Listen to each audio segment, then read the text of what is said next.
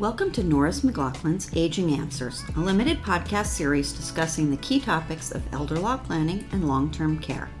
I'm your host, Shana Siegel, practice group leader of the Elder Law Group and member at Norris McLaughlin.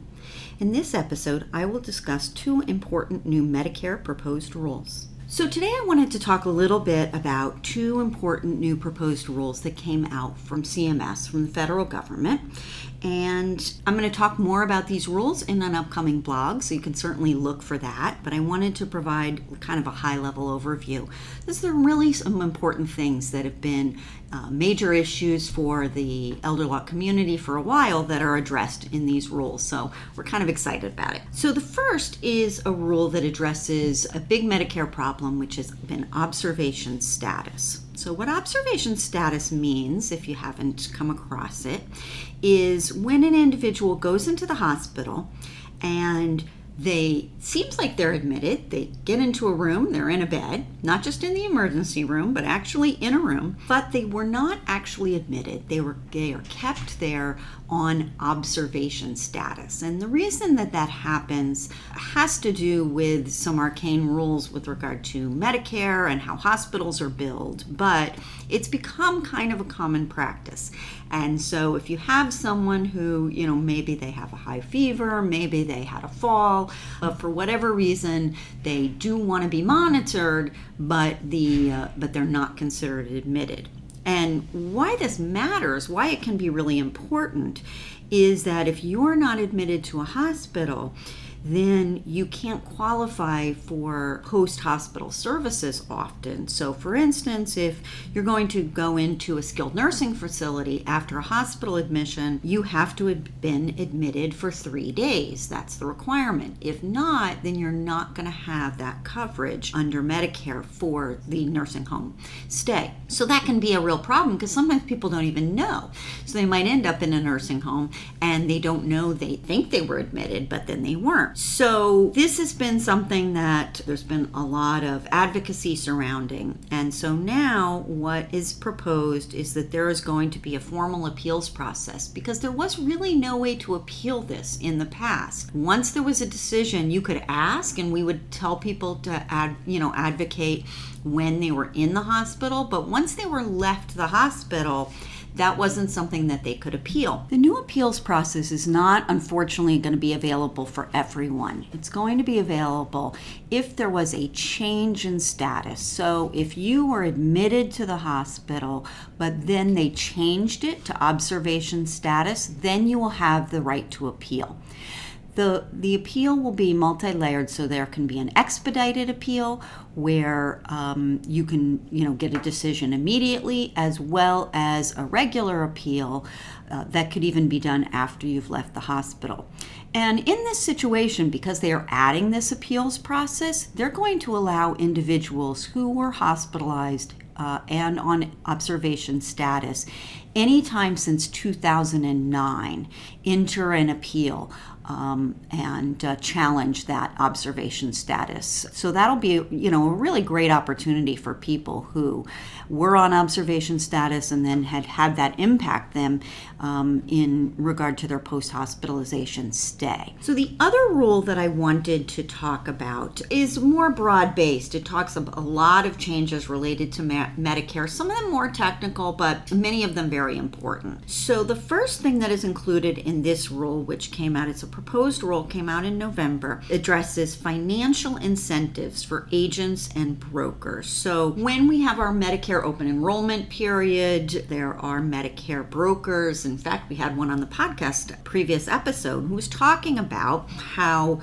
these brokers can help you to find the best plan for you. Well, it turns out that brokers can have different compensation depending on different plans, and that there's kind of little bonuses and things that are built in. So there are financial incentives for these agents or brokers that might result in them steering beneficiaries to certain Medicare Advantage plans over others. Now, the differences may not be huge. We can't say that they're necessarily impacting the brokers, but Medicare wanted to make sure to create an even playing field. So they've redefined compensation to set a clear fixed amount that agents and brokers would be paid regardless of which plan the beneficiary enrolls in. So they will get a flat amount. It's proposed at $642 for 2024. In that situation, that way, there's no question, there's no incentive in terms of choosing one plan over the other. So I think that's kind of important. Another important change that's within this proposed plan has to do with the expansion of behavioral health. And, I think the availability of mental health under all insurance plans is something that is a real issue for many people. And so now, over the last year, Medicare expanded to include providers for drug and addiction counselors to allow for expanded coverage.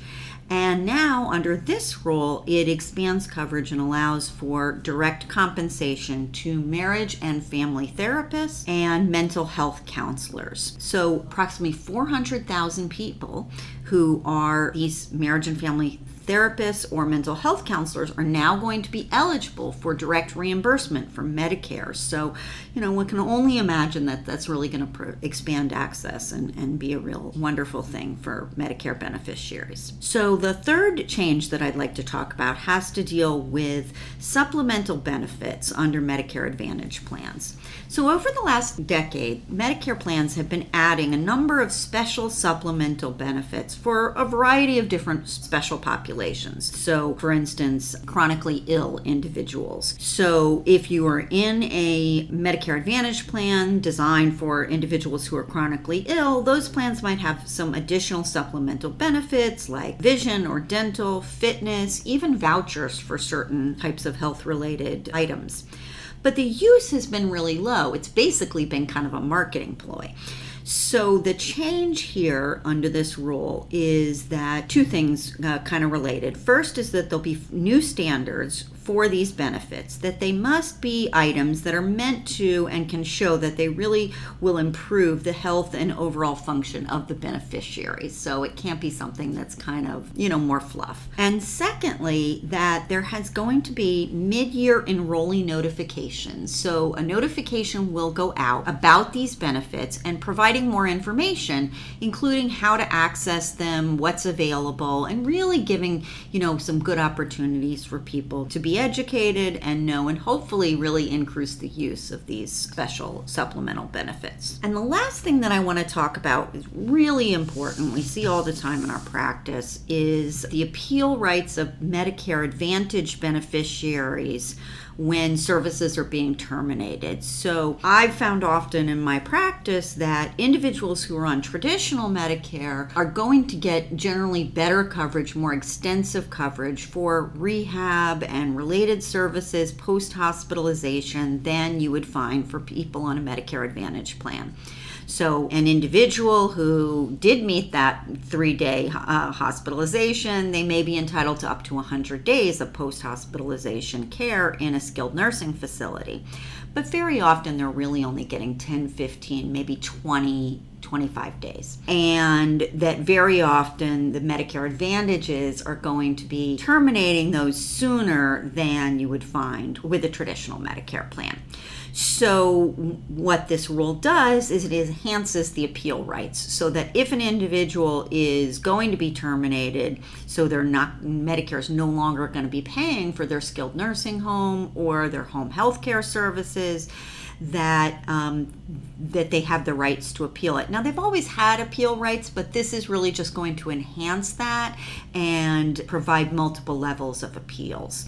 So, I think this is really important for those beneficiaries of Medicare Advantage plans because so often people are taken off guard, and by the time they kind of know that they have this appeal, they're being kicked off the facility. They don't really have a practical opportunity to make an appeal. So I think this is going to be really important. So these are all things I'm going to be talking in more detail, as well as some of the more technical issues that are included in the rule in my next blog. So certainly take a look out for that. This has been Norris McLaughlin's Aging Answers, a limited podcast series discussing key topics revolving around elder law and long-term care planning. I want to thank you, the listener, for being a part of our conversation. Be sure to tune in next time for a brand new episode, and if you'd like to learn more about our work, please email me at aginganswers@norris-law.com.